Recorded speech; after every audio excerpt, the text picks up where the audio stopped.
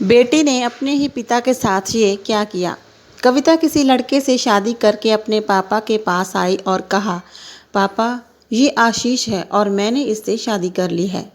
कविता के पापा बहुत ही समझदार थे। उन्हें कविता की ये बात सुनकर गुस्सा तो बहुत आ रहा था, लेकिन उन्होंने बिना गुस्सा किए बस कविता से कहा कि तुम दोनों घर से निकल जाओ।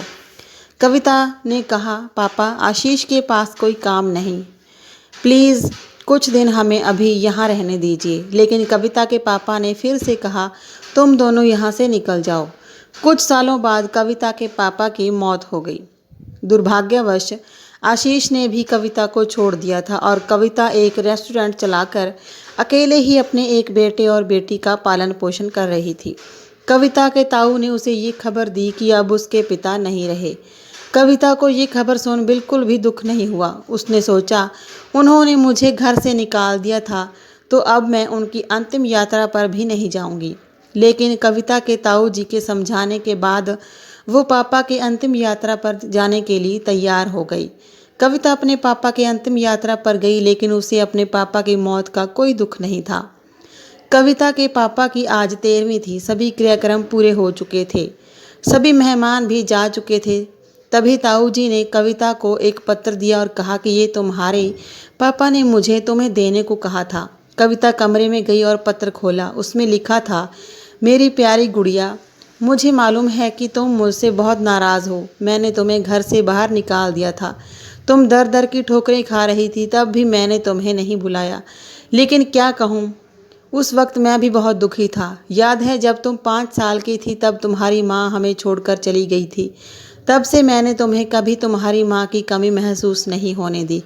रात रात भर तुम्हारे लिए जागा। तुम्हारे स्कूल जाने पर पूरे दिन तुम्हारे स्कूल के गेट पर बैठा रहता था। वो कच्चा पक्का खाना जब तुम्हें पसंद नहीं आता तो तुम्हारे लिए फिर से खाना बनाता ताकि तुम भूखी ना रहो। रात रात भर जब तुम पढ़ाई करती तो रात भर जाग कर तुम्हें चाय बनाकर पिलाता। बड़े होने पर वो तुम्हारा छोटे कपड़े पहनना, शराब पीना, पार्टियों में जाना, इस सब चीज़ों में मैंने तुम्हारा साथ दिया। मेरे भी बड़े अरमान थे बेटी कि मैं तुम्हारी शादी धूमधाम से करूं, लेकिन ऐसा नहीं हुआ। तुम्हारी वजह से मैंने कभी दूसरी शादी नहीं की। लेकिन तुमने अपनी ज़िंदगी का इतना बड़ा फैसला अकेले ही कर लिया। उसमें भी तुमने मुझे एक ऐसे लड़के से शादी कर ली जो फिर वासना और पैसों के लिए ना जाने कितनी लड़कियों की ज़िंदगी बर्बाद कर चुका था। मैंने आशीष के बारे में पता लगाया था, लेकिन क्या करूं, तुम तो उस वक्त प्यार में अंधी थी।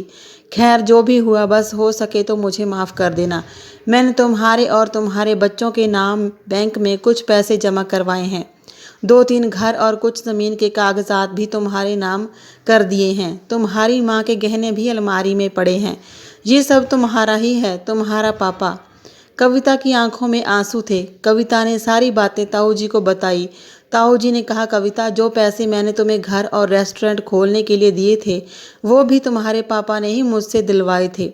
ये बात सुन वो जैसे अब कविता के दिल में एक तूफान सा उठ गया। दोस्तों, इस कहानी से हमें यही सीख मिलती है कि बच्चे चाहे माँ बाप को छोड़ दें, लेकिन माता पिता दूर होकर भी हमेशा अपने बच्चों के लिए फ़िक्रमंद रहते हैं। उनके मन से अपने बच्चों के लिए प्यार कभी कम नहीं होता।